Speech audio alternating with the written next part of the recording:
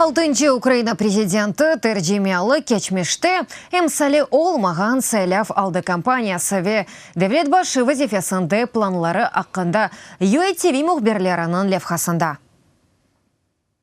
Зеленский Володимир Олександрович 41 яшында доған ері Украина Кривий Ріг. Шоумен, комедия актері, студия «Квартал 95», бедири бері продюсер. Володимир Зеленский Украина мерkezінде санайы шәрді осты. Киев Милли Иқтисад университетінің ұқуқ факультетіні бітірді. Оқу вақтында шақаджы азыр жеваплар клубында иштирак етті. Сонра өз тақымыны да құрды. Бұл «Квартал 95» анда капитан вет чоқусы шақаларының муэлефі деді. 2003 сенесі Олена Кияшкоға evленді. Чивда мектеп чағындан танышыды. Параллель сыныфларда оқыды. Құрантада екі бала қызы Александра ве оғлы Кирилл. 2005 сенесі Украинада ақшам кварталы телевизион программаны башлатты.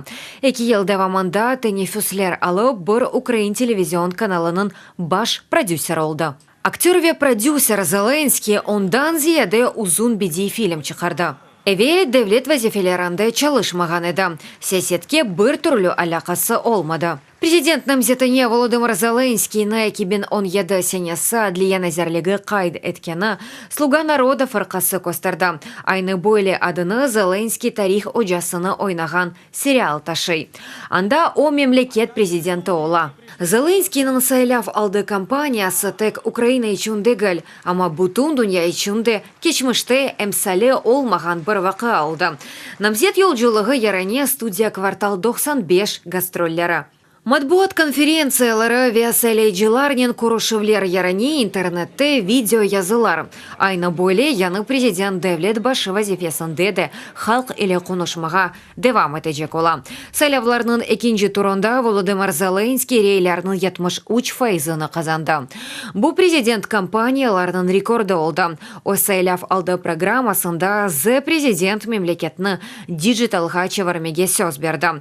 Бұл бір саат içinde бизнес açmaq 15 dakika içinde ecnebi pasport almaq ve сайлавларда bir saniyede rey bermek mümküniyetligini көзде tuta. İlk evvela депутатлық tilmemezliginin lahu etilivi ve impeachment hakkında kanun leyhalarini hazırlamağa istey.